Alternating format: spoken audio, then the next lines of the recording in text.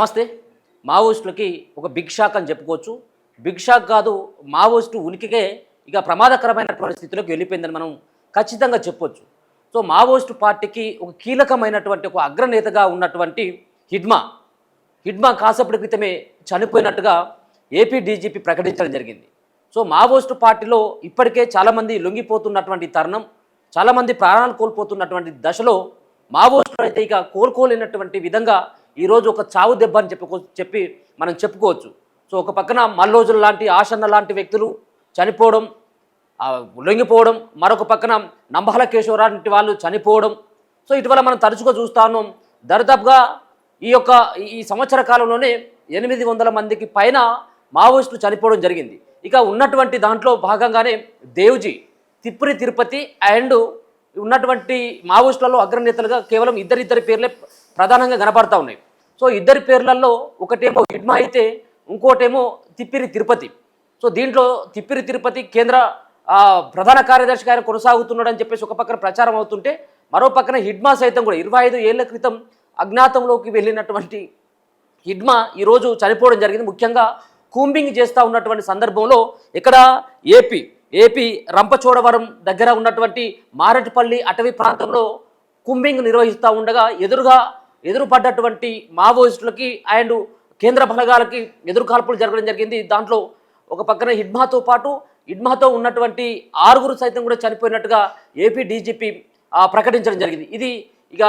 దీంట్లో మావోయిస్టులు పూర్తిగా మార్చి 31 వరకు అంతం చేస్తామని కేంద్రం ఏదైతే చెప్పిందో, సో దానికంటే ముందే మావోయిస్టుల యొక్క ఉనికి అయితే ఇంకా ప్రశ్నార్థకంగా మారిపోయింది.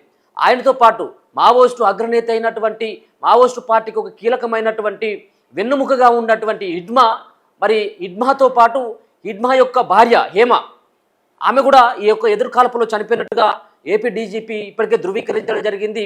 హిడ్మా పైన ₹1 కోటి రివార్డు ఉంది. ₹1 కోటి ఎవరైనా హిడ్మాని ప్రాణాలతో పట్టుకొని పోలీసులకు అప్పగించినటువంటి వాళ్ళకి ₹1 కోటి రివార్డు ఇస్తారు.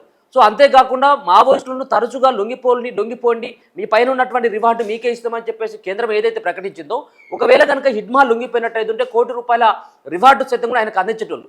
కానీ చివరి వరకు అడవిలోనే ఉండి 25 ఏళ్లుగా అజ్ఞాతంలోనే ఉన్నటువంటి హిడ్మాతో పాటు హిడ్మా భార్య పైన 50 లక్షల రివార్డు, ఈ హేమ పైన కూడా, హిడ్మా భార్య పైన కూడా ₹50 లక్షల సంబంధించినటువంటి రివార్డు ఉంది. ఇద్దరు కూడా ఈ యొక్క ఎదురుకాల్పులో చనిపోవడం జరిగింది. మొన్ననే మనం చూసుకోవడం జరిగింది. ఛత్తీస్గఢ్కు సంబంధించినటువంటి అక్కడ ఉన్నటువంటి ఛత్తీస్గఢ్ హోంమంత్రి నేరుగా హిడ్మా ఇంటికి వెళ్ళడం జరిగింది. హిడ్మా తల్లిని కలవడం జరిగింది. హిడ్మా తల్లితో విజ్ఞప్తి చేయడం జరిగింది. హిడ్మా తల్లిని కలిసిన తర్వాత హిడ్మా తల్లి సైతం కూడా హిడ్మాకి రిక్వెస్ట్ చేస్తూ కొంత వార్తలు వచ్చినాయి. నువ్వు లొంగిపోవాల్సిందే, జనజీవన స్రవంతిలోకి రా అని చెప్పేసి హిడ్మా తల్లి సైతం కూడా ఆయనను ఆహ్వానించడం జరిగింది. కానీ మొత్తానికైతే మాత్రం ఆ హిడ్మాతో పాటు ఆయన భార్య ఇదే సంబంధించినటువంటి ఏపీ అల్లూరు జిల్లాలోని ఉన్నటువంటి మారేడుపల్లి దగ్గర జరిగినటువంటి ఎదురుకాల్పుల్లో ఇద్దరితో పాటు మరో 4, మొత్తానికి 6 చనిపోయినట్టుగా ఇప్పటికే ధృవీకరించడం జరిగింది. అంతేకాకుండా ఇక్కడ ఉన్నటువంటి ఈ యొక్క 25 ఏళ్లకు సంబంధించినటువంటి ప్రస్థానం ఇక ముగిసిపోయిందని చెప్పేసి మనకైతే స్పష్టంగా అర్థమవుతా ఉన్నది. సో ఇటీవల చూస్తూ ఉన్నాం, మావోయిస్టులని అంతమొందించడమే లక్ష్యంగా ఉన్నటువంటి అడవులను పూర్తి స్థాయిలో జల్లెడబడతా ఉన్నారు. ముఖ్యంగా ఛత్తీస్గఢ్లో ఉన్నటువంటి సూక్ష్మ జిల్లాకు చెందినటువంటి హిడ్మా ఛత్తీస్గఢ్లో ఉన్నటువంటి అడవిలో అక్కడ ఉన్నటువంటి ప్రదేశం అంటే క్షుణ్ణంగా తెలిసినటువంటి వ్యక్తి, అంతేకాకుండా ఆరితేరినటువంటి వ్యక్తిగా పేరుగాంచిన హిడ్మా చాలా పోలీసుల దగ్గర నుంచి ఇప్పటికే చాలా సందర్భాల్లో కూంబింగ్ నిర్వహిస్తూ ఉంటే చాలాసార్లు ఆయన తప్పించుకున్నాడు. అంటే అడవిలో పూర్తి అనుమానం తెలిసినటువంటి వ్యక్తిగా హిడ్మాకు పేరుంది. కొన్నిసార్లు హిడ్మా సైతం కూడా పోలీసులకు సవాలు విసిరుడు, ఆయన పట్టుకున్నటువంటి సాహసం ఎవరు కూడా చేయలేరు అనేది. కానీ ఈరోజు జరిగినటువంటి కూంబింగ్లో, ఎందుకంటే అత్యాధునికమైనటువంటి టెక్నాలజీతోటి కూంబింగ్ నిర్వహిస్తూ ఉన్నారు.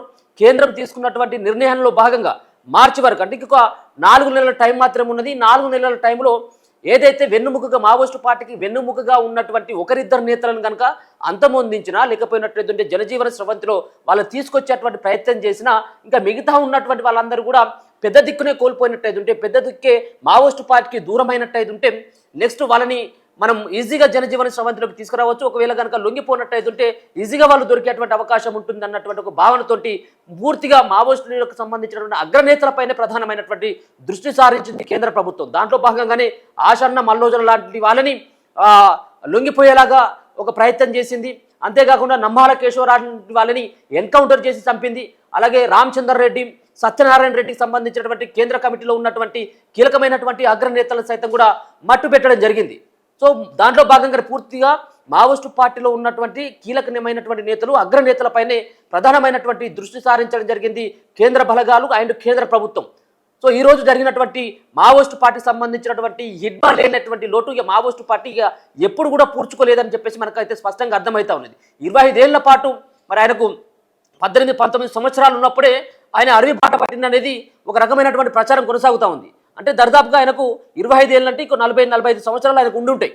సో అప్పటి నుంచి, ఎందుకంటే సూక్ష్మ జిల్లా ఆ అటవీ ప్రాంతంలోనే, ఛత్తీస్గఢ్ అడవి ప్రాంతంలోనే ఆయన పుట్టి పెరగడం జరిగింది కాబట్టి అక్కడ ఉన్నటువంటి అన్నిటి పట్ల కూడా అవగాహన ఉంటుందనేది తెలుస్తూ ఉన్నది. సో మొత్తానికైతే హిడ్మా సంబంధించిన స్వస్థలం ఛత్తీస్గఢ్ సంబంధించినటువంటి సూక్ష్మ జిల్లాకు సంబంధించినటువంటి వ్యక్తిగా చెప్పుకోవచ్చు. మోస్ట్ వాంటెడ్ మావోయిస్టు పార్టీలో పోలీసులు అయితే ఆయనను మోస్ట్ వాంటెడ్ నక్సలైట్గా ఆయనను చూడడం జరిగింది. ఆయనను కనుక పట్టుకున్నట్టయితుంటేనే చాలామంది ఇంకా అంటే ఆయనతో పాటు ఉన్నటువంటి వాళ్ళు సైతం కూడా లొంగిపోయేటువంటి అవకాశం ఉంటుంది. రెండు సంబంధించినటువంటి టీములు ప్రత్యేకంగా తిరుపతికి సంబంధించినటువంటి ఆ టీంతో పాటు హిడ్మాకు సంబంధించినటువంటి టీం సైతం కూడా కీలకంగా మారిపోయింది మావోయిస్టు పార్టీలో. ఇప్పుడైతే ఇక హిడ్మా చనిపోయిన తర్వాత హిడ్మా టీంలో ఉన్నటువంటి వాళ్ళందరూ కూడా లొంగిపోయేటువంటి అవకాశం అయితే స్పష్టంగా అయితే కనబడతా ఉంది. చూడాలి ఏం జరగబోతా ఉంది ఏంది అనేది. ఆపరేషన్ కగారులో భాగంగా ఇప్పటికే 780 నుంచి 800 మంది ఇప్పటికే ప్రాణాలు కోల్పోయినట్టుగా అధికారికంగా సైతం కూడా ధృవీకరించడం జరుగుతూ ఉన్నది. సో ఇది కాసేపటి క్రితమే ఇప్పుడే జరిగినటువంటి వార్త. దీనిపైన ఏపీ డీజీపీ సైతం కూడా ప్రెస్ మీట్ పెట్టేటువంటి అవకాశం ఉన్నది. ఆయన కూడా ధృవీకరించడం జరిగింది హిడ్మా చనిపోయిండు అనేది. సో చూస్తూనే ఉండండి మన తొలి వెలుగు.